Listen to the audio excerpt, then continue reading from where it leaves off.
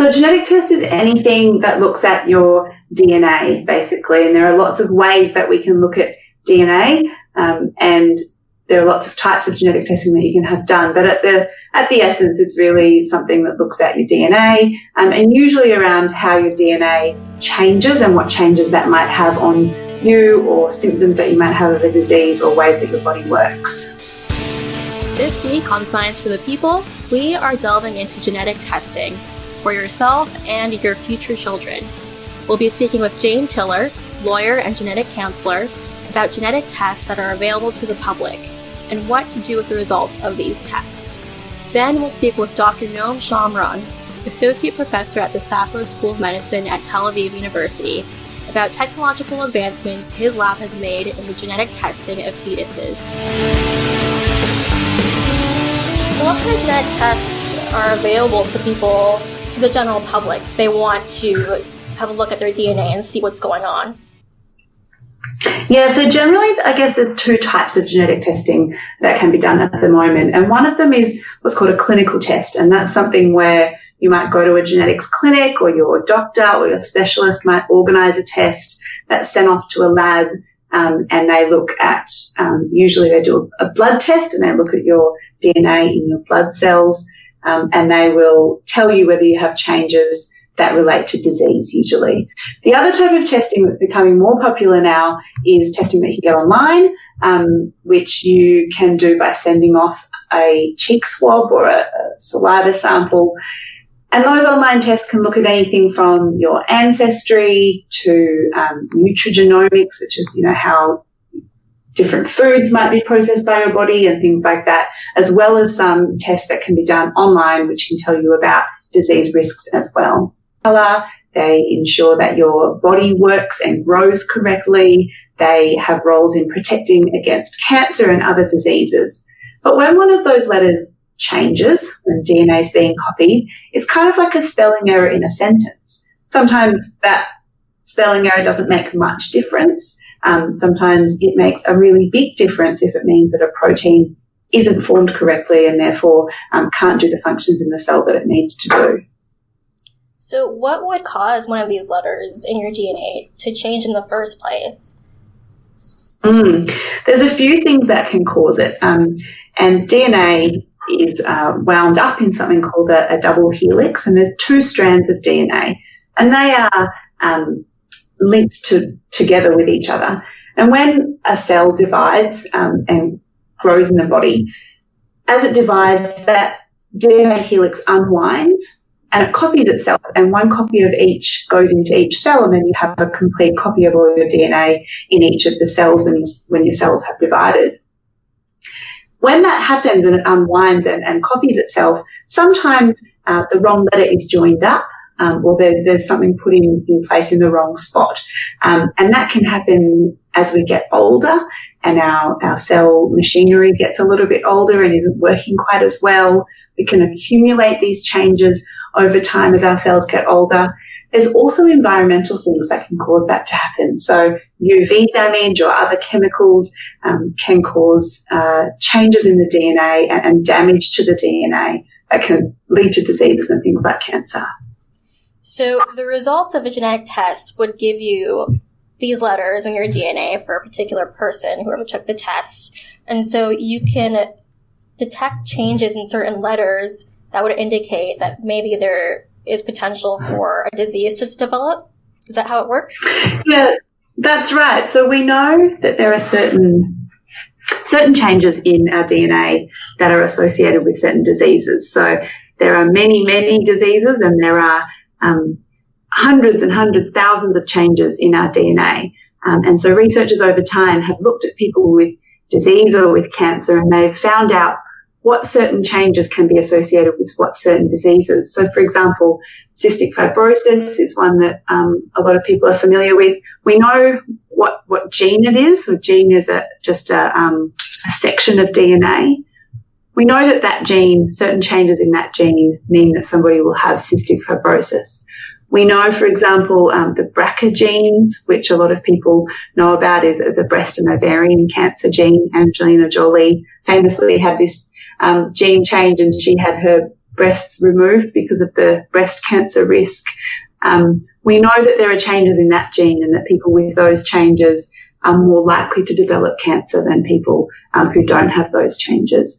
And so they know some of those changes and they know exactly where they are and where to look. And there's lots of changes that we don't know what they mean, or we don't know whether they are connected to disease or whether they will cause disease or not. Okay. So when someone chooses to do, say, a clinical genetic test, who has access to those test results? Is it just the physician who performs the test? Are there other people involved in the testing process who also are aware of the results? If you get a clinical test done, then obviously the laboratory where your test is done will know the results. Those labs have strict privacy controls, and they will also sometimes go into your electronic medical record. Now, depending what country you're in North America, it's a bit different than it is in Australia at the moment. But those tests can go into your medical record. Other people that might have access to those tests sometimes include insurers. So insurance companies can ask for genetic test results, and depending on country you're in again, and depending on your type of insurance, sometimes they can require disclosure of those tests too. Wow. So what are the ramifications of that? So in Australia, we have a slightly different system to North America. In Australia, we have private health, or we have public health cover, and we have private health insurance, which is not affected by genetic test results. But our public health is quite good. And so in Australia, the issue is around life insurance companies having access to genetic test results, and life insurance companies will discriminate on the basis of genetic test results when people are applying for new cover. And that means, for example, if you have one of these BRCA gene changes and you try to apply for life insurance, a life insurance company might double your premium or deny you cover altogether because of your risk of cancer. In Canada, you guys have a fairly new piece of legislation which protects people against discrimination in life insurance, and that's a really great thing.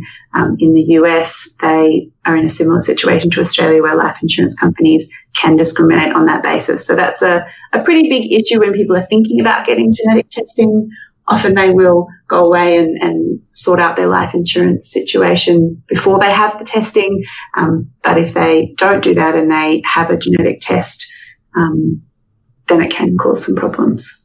And if someone chooses to take a genetic test in Australia and they also choose not to disclose the results of their tests when they're applying for life insurance, well, what are the ramifications of that? Yeah, so if people don't disclose and they have a genetic test that is considered relevant, so it increases your risk of a disease, then that would be considered fraud. And under insurance law, fraud can mean that your whole policy is voided. And so it's really significant. If you are asked to disclose, you have to disclose it if you know it. Do insurance companies have access to some sort of database just to double check if someone has or hasn't taken a genetic test? No, so they can't at the time go and check that database, and we don't have a register per se of genetic test results. What can happen though is if you make a claim on your life insurance policy, an insurer can then, you have to allow an insurer to access your medical records, and sometimes at the end when they're assessing a claim, things can come up, and if they see that you've had genetic testing and that genetic testing was in place before you took the cover out, that's when the fraud claim would come through. Other than when you're applying, it will happen down the track when they're being asked to pay out. Well, what about online genetic tests? I would assume that more people would have access to those results.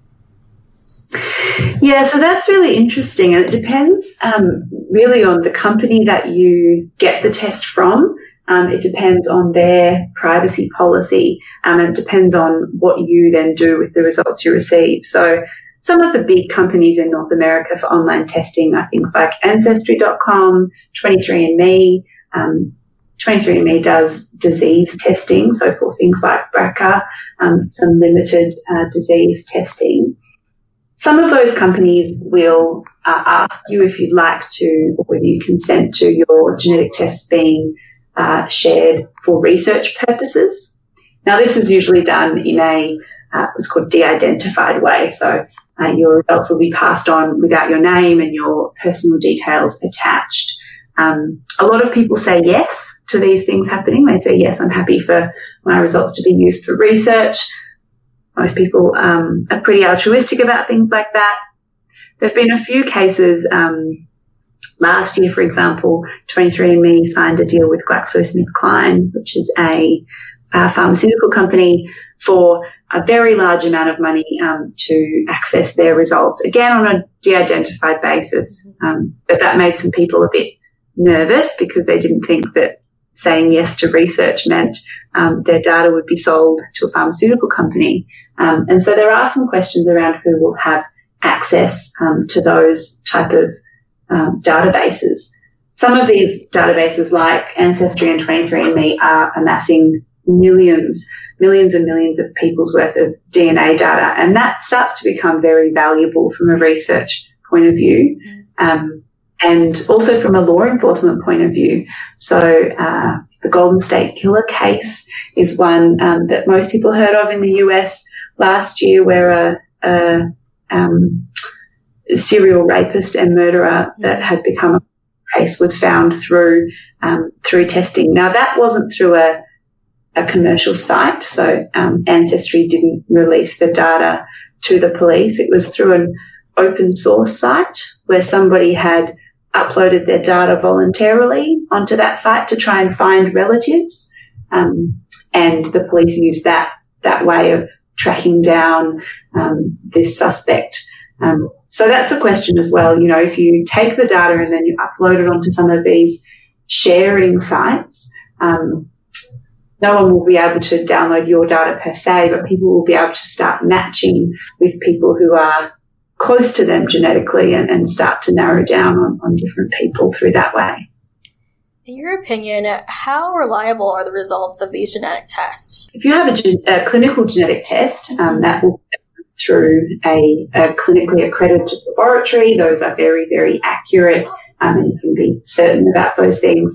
If you start going to an online company, it really depends on the company. And sometimes as a consumer, you don't know, clicking on a button online, whether you're going through a company that's got reliable labs, whether they've got reliable interpretation.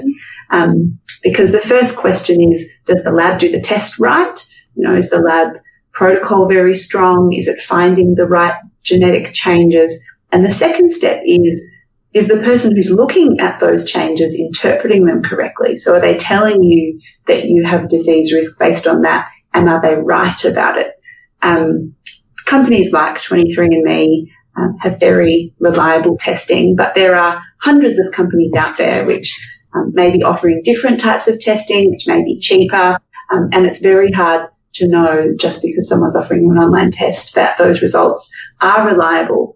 And last year, a paper came out actually where a number of cases were taken where they had online genetic testing done, and that genetic testing showed that they were susceptible to disease. They were then taken to a clinical lab to verify them, and 40% of those cases weren't found to be real, so they didn't validate in that clinical lab. And so there is some question often around the reliability and the accuracy of those tests. Why do you think that is? Do you think that the results from online tests are interpreted by trained geneticists, or do you think maybe there's some sort of automated process being used just to speed up the whole entire process itself? Absolutely, there are automated processes at some point, and there are lots of really good tools which are used to filter out initially. There's a lot of data that comes out of sequencing or looking at genetic testing and genetic test results, and there are tools that can be used to filter out a lot of that data and to leave what might be significant test results. Good laboratories and good testing facilities will have trained people looking at those results. Like I say, you can't be sure necessarily who is doing the interpreting. When there are tests being looked at that are very well known, there's not a lot of interpretation that needs to be done. But when you start getting to genetic changes that we don't really know as much about, or the information is conflicting, it really does require an expert to look at all the evidence behind those changes to see whether we're sure that those changes are associated with disease. And we just don't know for some of these companies whether they are doing that or not. Do you think the fact that these online tests are just so affordable and so accessible contributes to the fact that a lot of the results are being interpreted inaccurately? Maybe these companies just don't have the capacity, the personnel to assess all the results? Very possible. And it is becoming, a really competitive market. The fact that you can get genetic testing done now for $99, it's very affordable. It's very cheap. Some of the bigger companies which are offering very high quality tests are actually selling tests at a loss in terms of the cost to them of doing the testing and the interpretation. And they're doing that because they want to capture the market. They want to amass big databases of people because, like I said, that's a really valuable thing. But the actual cost per test is something that many companies are making a direct loss on. And so if other companies are trying to compete and trying to bring the costs even lower, it is very possible that, yes, they're automating as much as possible. They are not taking the time to look carefully at some of these variants, and maybe they don't have the personnel required to do that. Do you think that, say someone purchases a DNA test from 23andMe, do you think the results they get, they're provided by a geneticist or whomever, are easy to interpret? The tests you get, or the results you get from 23andMe are reasonably easy to interpret if you're only looking at exactly what they report to you on. So there are two types of data you can get from 23andMe when you do the test. The first lot is they will send you a document which contains it's pretty pictures, summaries of your results and your risks, some explanations about what it does and doesn't tell you. If you read that information very carefully and you only look at that information, it is accurate. It's pretty good. The second lot of information that you can get is your raw data, and this is basically all those letters that we were talking about. You can get a download that tells you a lot of information about those letters. Now, I, looking at that, couldn't tell you anything about your genetic risk.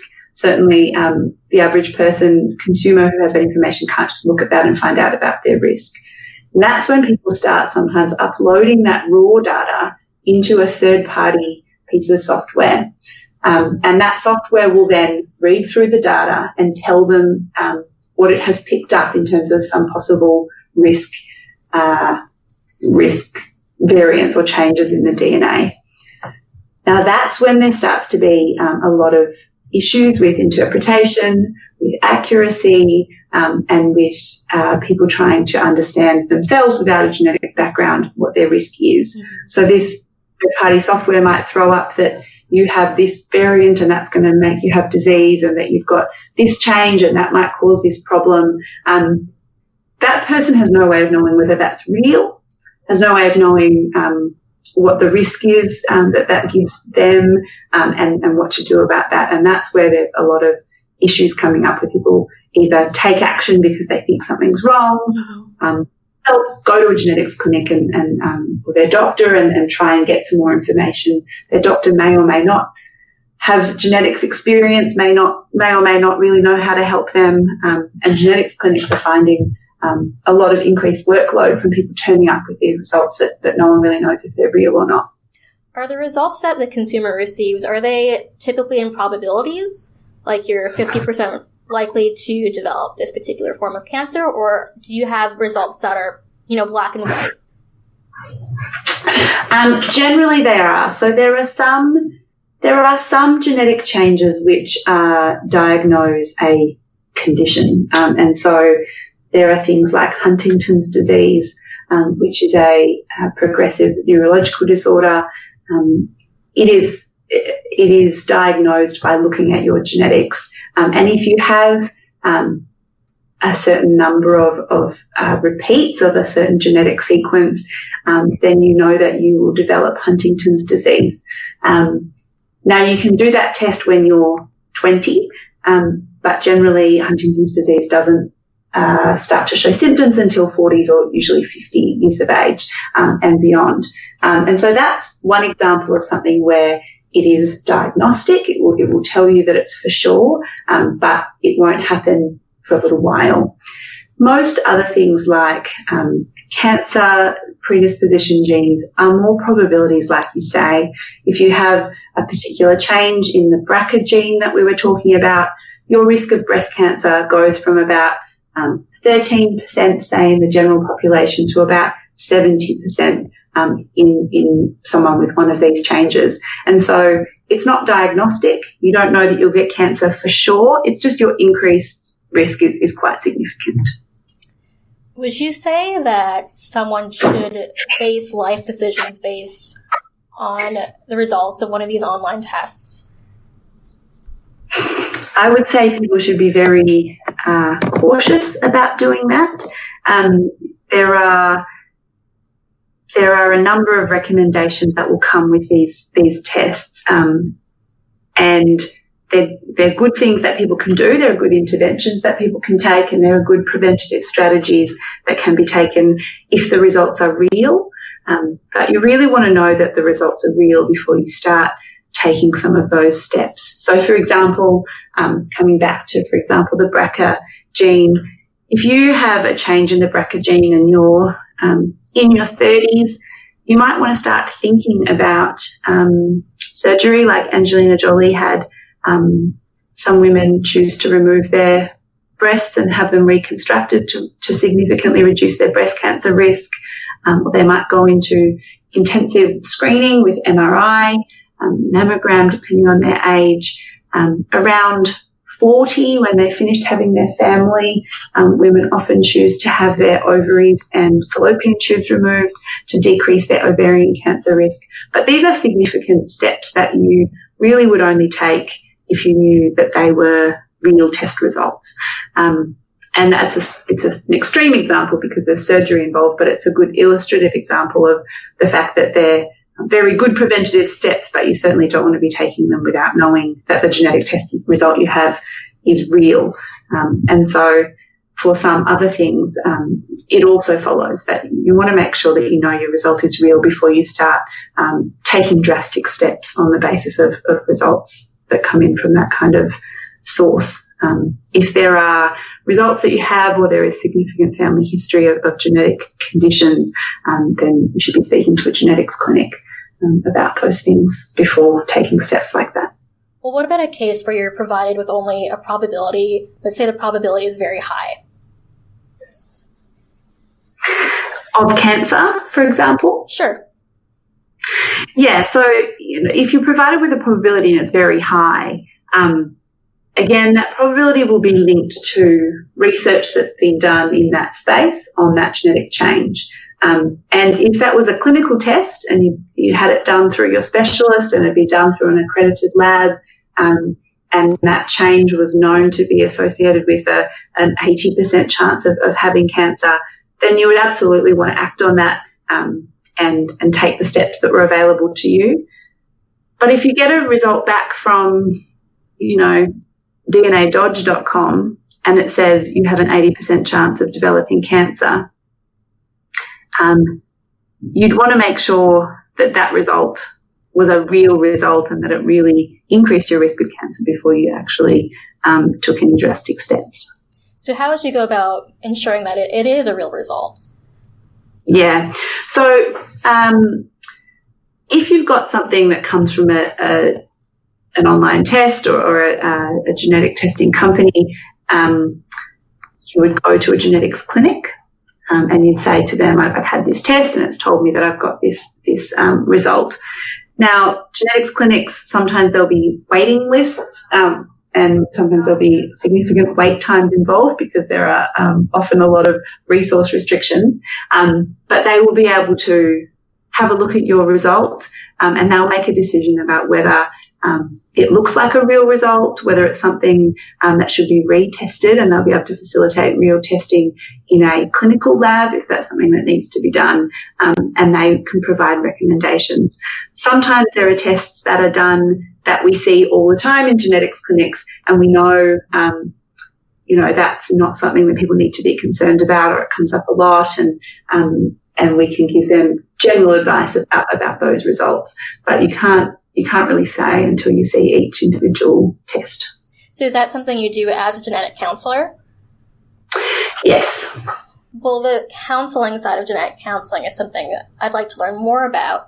Does that involve some kind of therapeutic assistance for any clients or customers who have to deal with kind of the emotional distress of learning that they have been diagnosed with something, or that they have a high probability of being diagnosed with something? Yeah, so genetic counselling is a bit of a funny term. Genetic counsellors really help people to understand genetic risk, to understand genetic test results, and to make decisions about genetic testing and following genetic testing. So they kind of help with, I guess, breaking down the genetics for people who don't have a strong understanding of genetics. And it also assists people with a lot of the emotional, familial and difficult aspects of genetic testing and genetic test results. So as you can imagine, genetics runs in families, and so genetic information really is family information, and often there are complex relationships in families that can be difficult to navigate when it comes to sharing information. And also there's often a lot of distress that goes with learning about your genetic risk, making decisions about surgery and other kind of life events and things like that. And so a genetic counsellor is trained in the information and the genetics and the scientific side of things, and also in supporting people through those difficult emotional journeys. What kind of clients do you typically get as a genetic counsellor?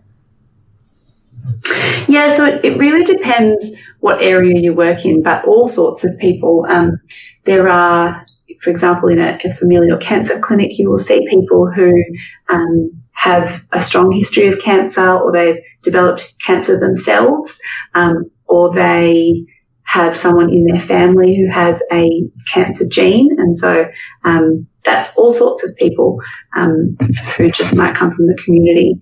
If you are working in the prenatal setting, for example, you might have mothers who are pregnant who've had their initial 12-week ultrasound and their serum tests, and they are found to have an increased risk of having a child who has a genetic condition, and you'll speak to them about that. It depends what area you work in, but regular people. So for a disorder that doesn't currently have a cure, do you think it is beneficial for a person to benefit from learning about their likelihood of developing this particular disorder?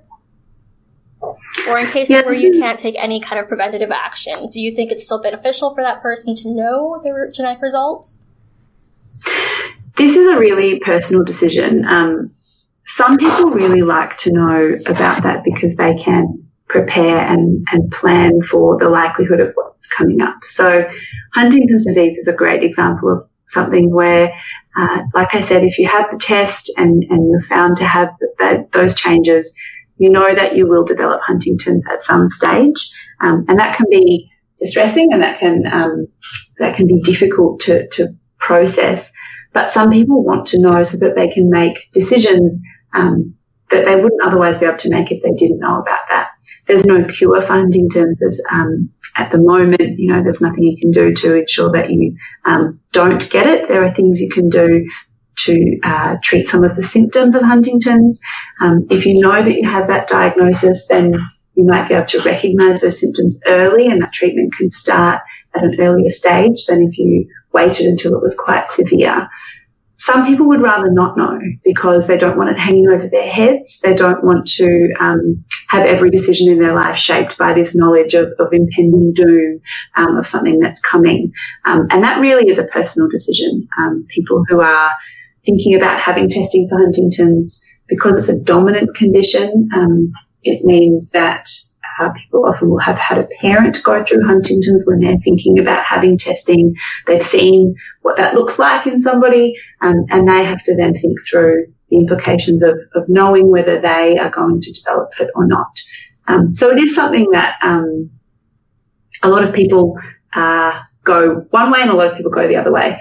But some people certainly do want to know. Some people want to be able to plan and think about the future and do that with all of the information available to them. Okay, I have a two-part question for you. First, have you taken a genetic test? And then would you want to know if you, would you want to have a diagnosis for Huntington's disease or any other kind of disorder or disease that does not have a cure through a genetic test? Number one, I have not taken a test. I actually get asked this a little bit, and I've never had a need to have a clinical genetic test, and I haven't yet ever done any ancestry or other testing. I think genetics is exciting, and we've talked today about some of the risks, some of the issues, but there is a lot of really amazing stuff that we now can figure out with genetic testing, and there's a lot of amazing preventive potential of genetic testing. I haven't yet had the need to have any of that kind of testing, and I haven't yet decided to do any of the other online testing for myself. The second question is a little bit trickier, and I think depending on the day, I feel differently, and depending on the type of condition we're talking about, I feel differently. I think knowledge is power, and I think there are really important aspects of knowing about what's possible, knowing about things early, seeking any treatment options early. But I also think in our culture we get a little bit philosophical. I think we get to the point where we try and control out all risk in our lives, and I don't think that's necessarily always the best way to do things. And so personally, depending on the type of condition it was, and depending on my personal circumstances, whether I had children or other people that I wanted to think about in controlling that risk, I might go either way, actually. Oh, okay. Well, all in all, I guess we kind of answered this question, but would you recommend genetic testing online or clinical?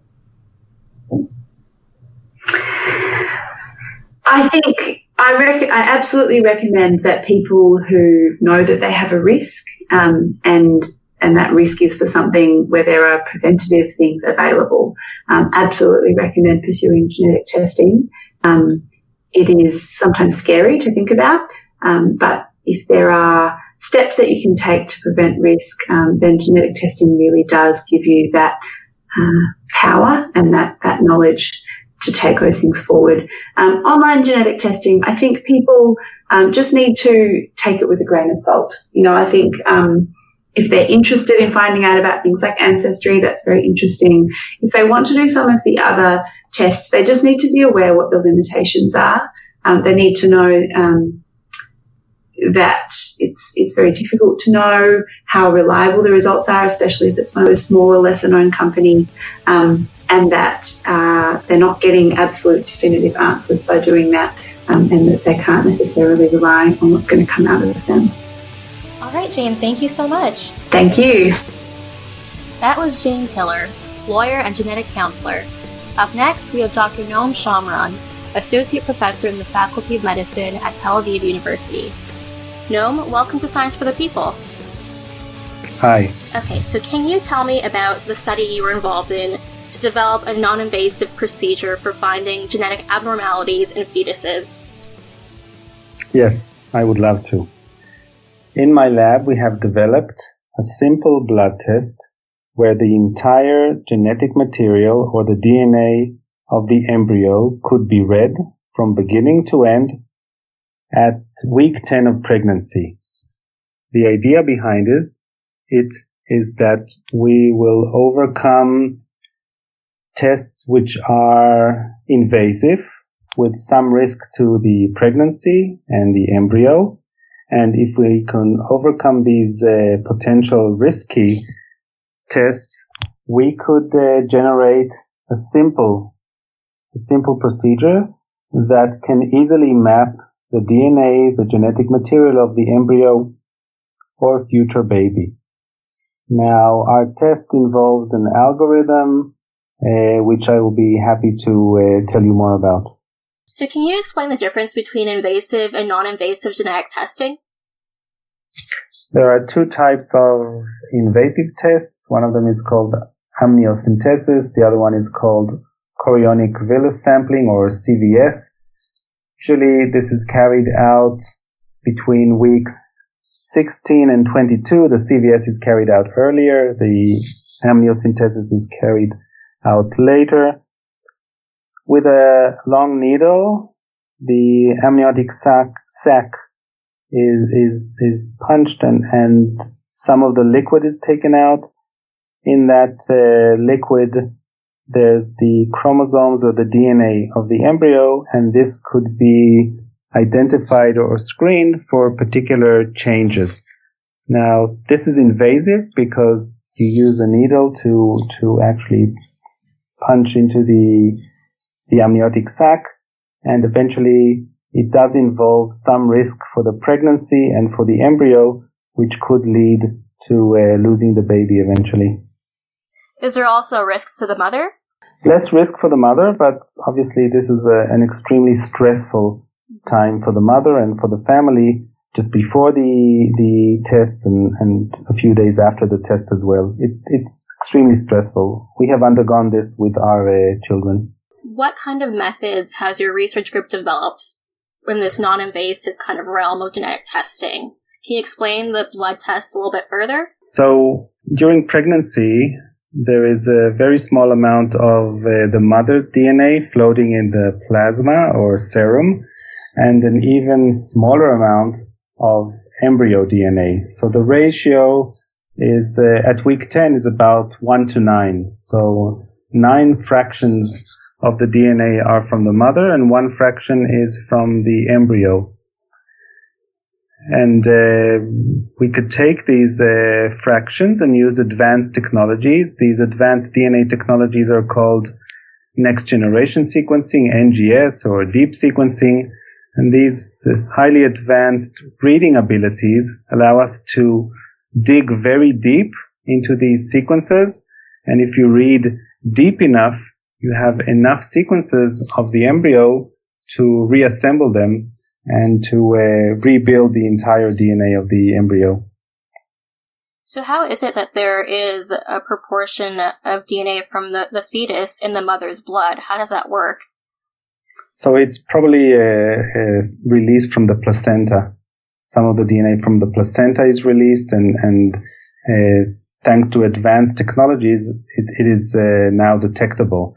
This was known for many years, so about 20 or 30 years. It's known that DNA and even RNA from the embryo is present in the mother's blood, but only now with the highly advanced reading technologies, we're able to read deep enough to reassemble the entire DNA and also to tell it apart from the mother's DNA.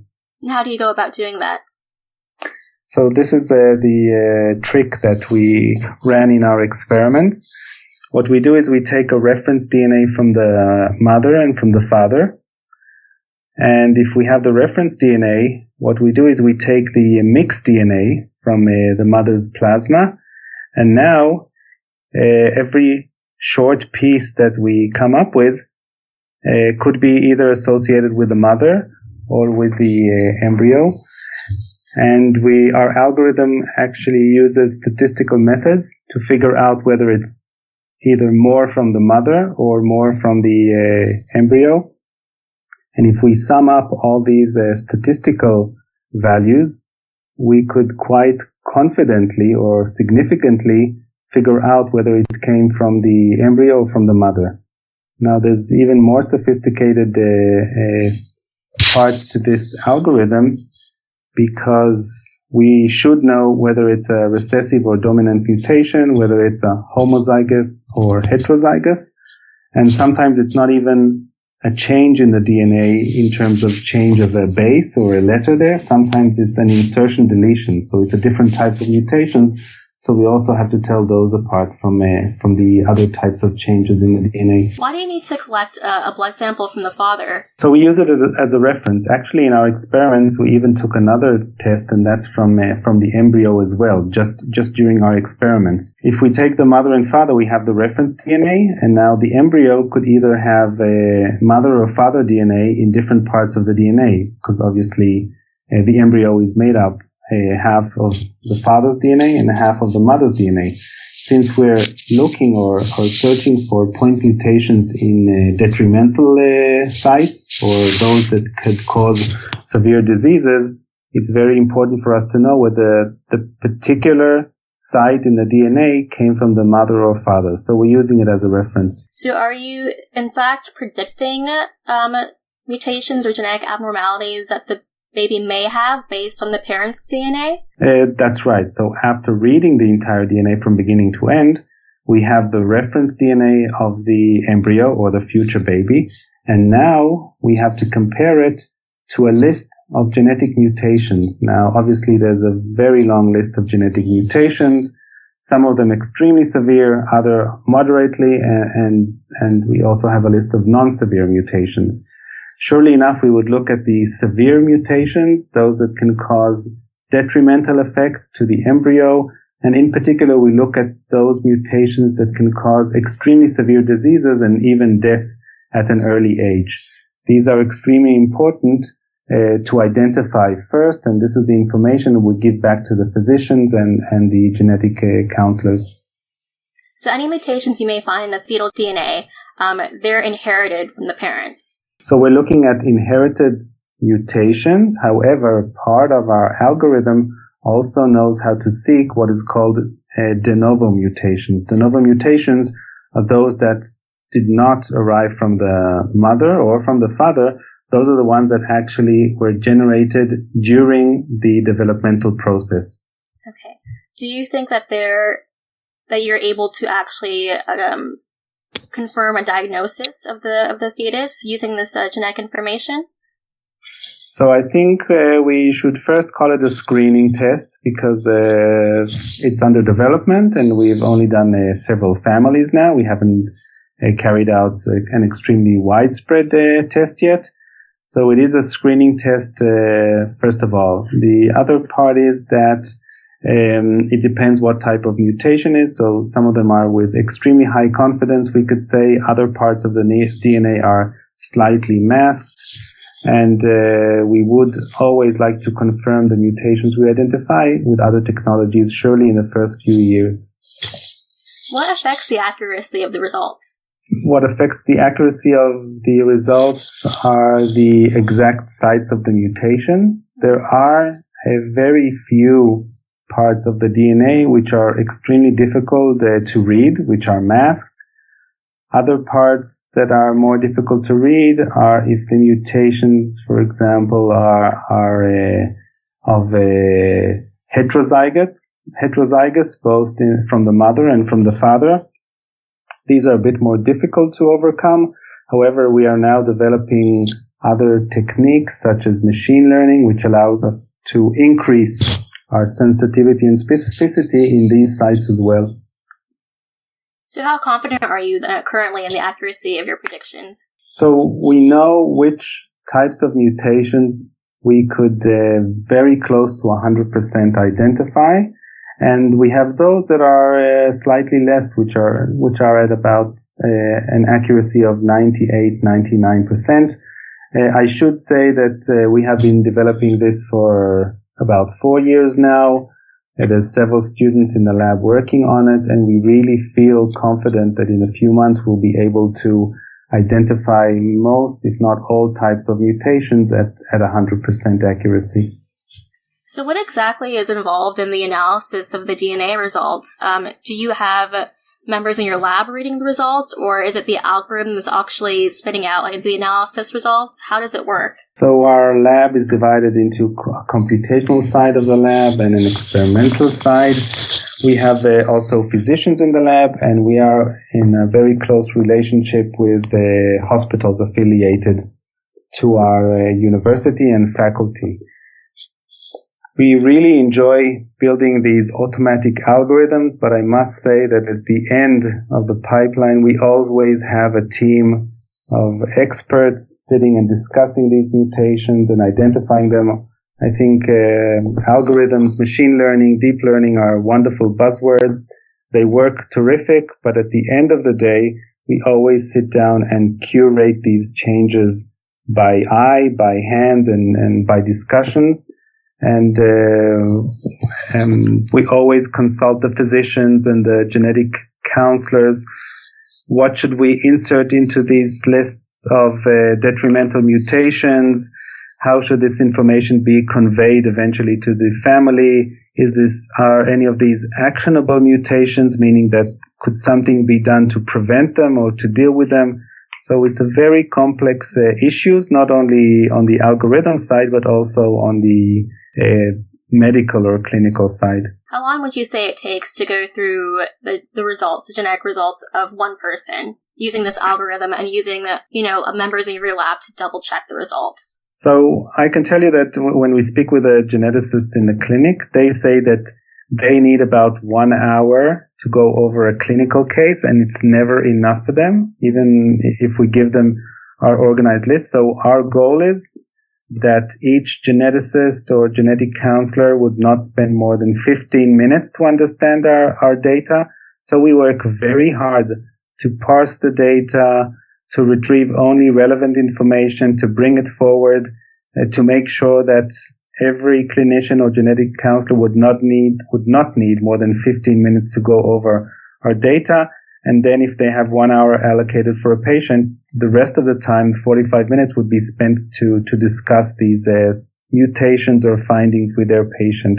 So we're really trying to ease their work and to bring their professional team and work to spend most of their time discussing with the family rather than parsing the data. Are you able to share the results of the tests that you've conducted for some of these families? Just general diagnoses you may have made or maybe mutations that you've found? Yes, we're an academic lab, so everything we do, we always share.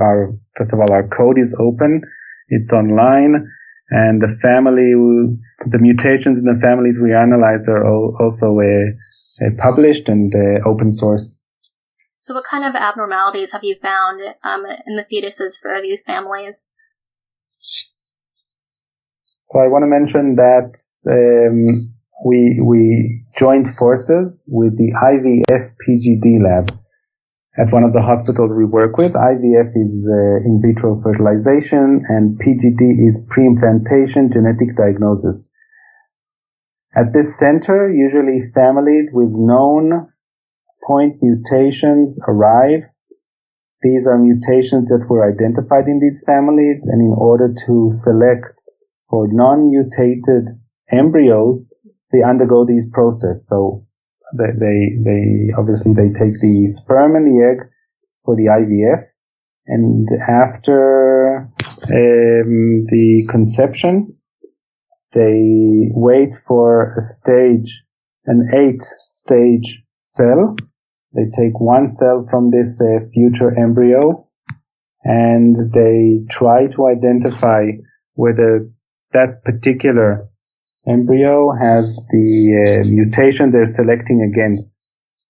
After reimplantation, these families have to undergo further examination to make sure that the non-mutated embryo is developing in the particular family.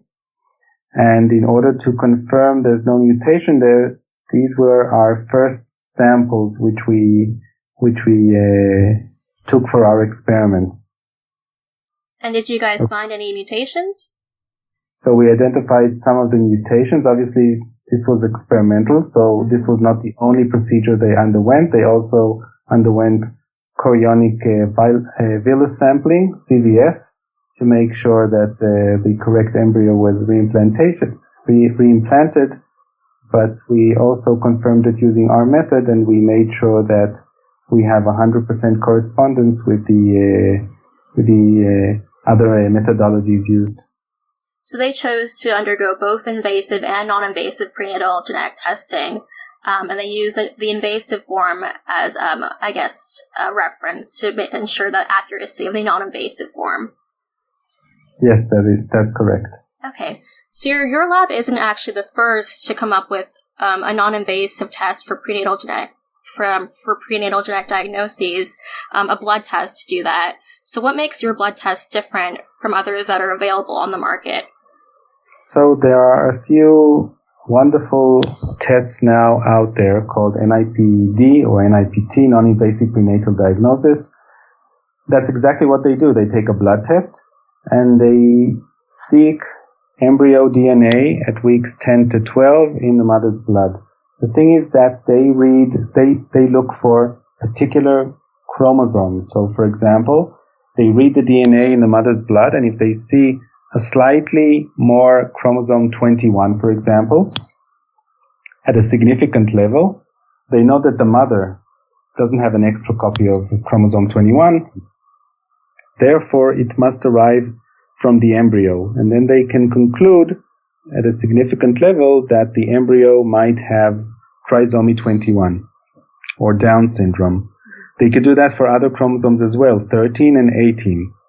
Recently, they also developed a test that could see even parts of a chromosome. But if we think about it, it's like looking at planet Earth from outer space and trying to identify whether there's an extra continent there. It's really looking at a very, very high resolution at the DNA. So they're looking for extra chromosomes or extra parts of chromosomes. What we did in our test is look at a much higher magnification.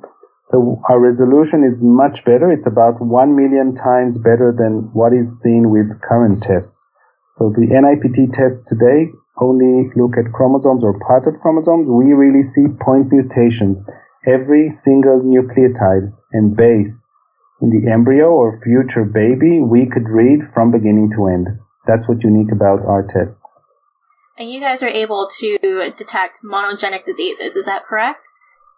That's correct. So we could see monogenic diseases. The current NIPT or NIPT tests cannot identify point mutations. They can't identify small insertion deletions like we do. I'm talking about a few nucleotide changes.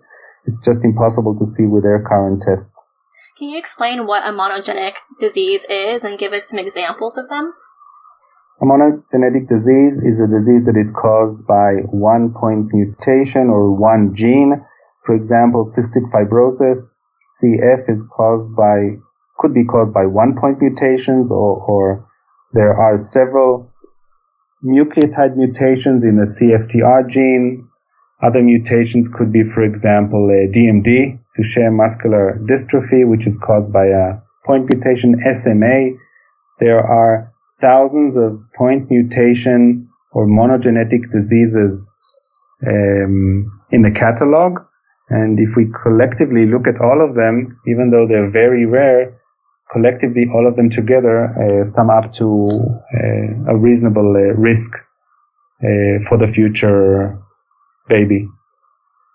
Would you say that your genetic test should be used specifically to detect point mutations, or would you say that your test is developed to be versatile, so it could be used to detect monogenic diseases and also chromosomal mutations as well? So our resolution could see point mutations, but could also see large changes. Because we read the entire DNA from beginning to end, we can also see copy number variations, for example, changes in the number of genes.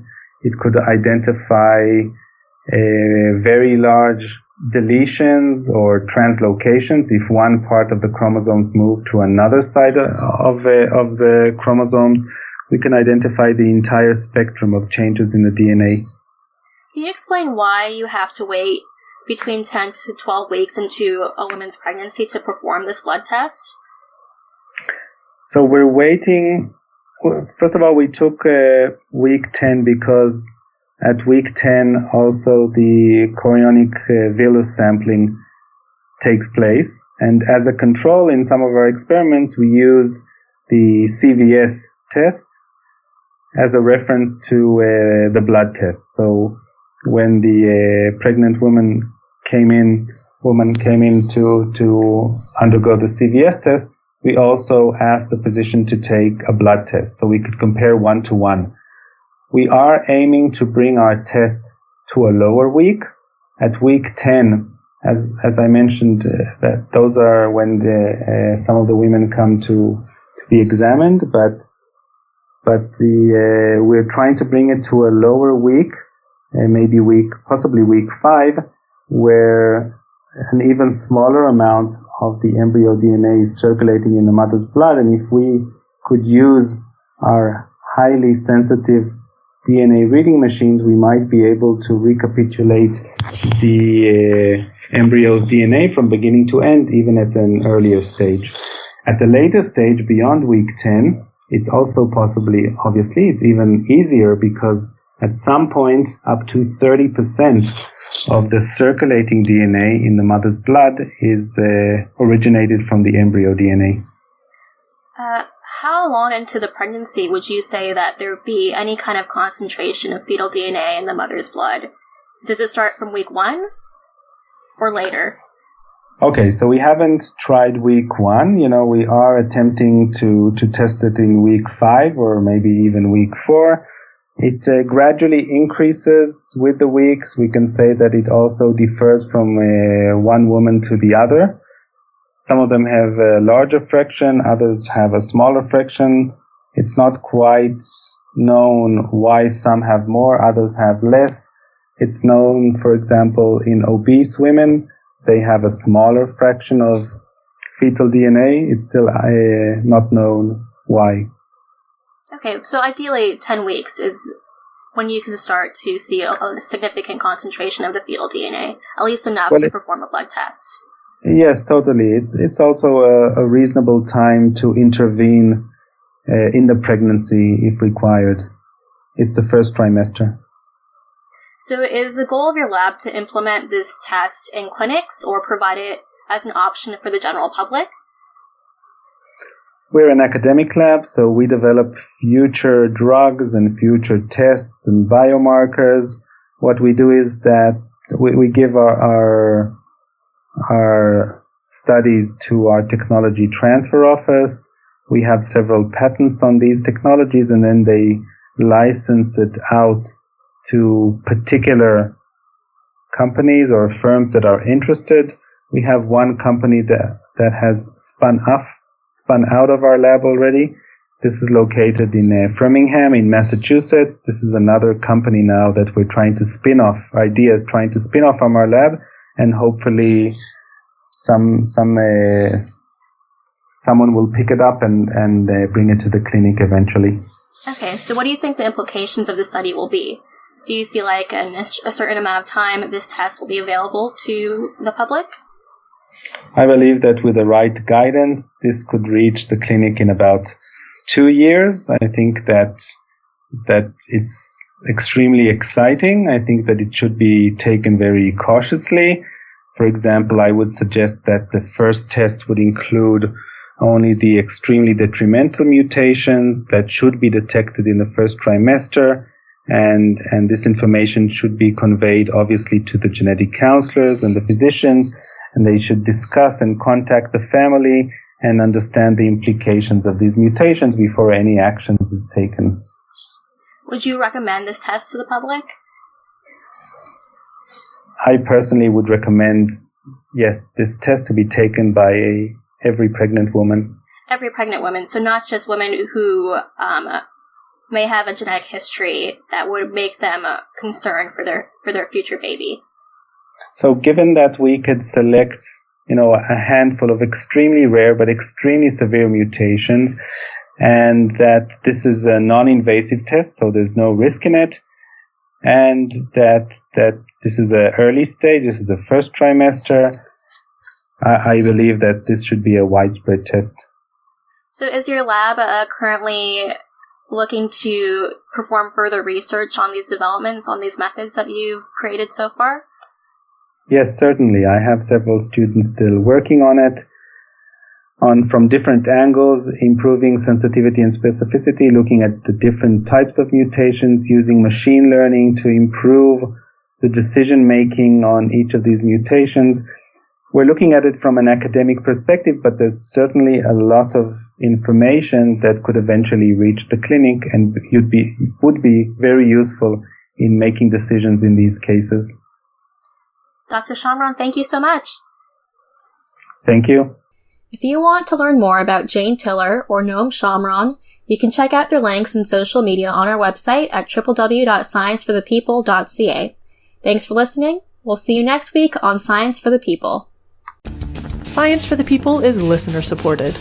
You can find us on Patreon, where you can support us with monthly donations in any amount. Your support keeps us afloat and able to keep making great new episodes, and we thank you for it. The show is produced by Rochelle Saunders and edited by Ryan Bromsgrove. We get help with special projects from K.O. Myers. Our theme song was written and recorded by Fractal Pattern, and its title is Binary Consequence. The show is hosted by Bethany Brookshire, Anika Hazra, Marion Kilgour, and me, Rochelle Saunders.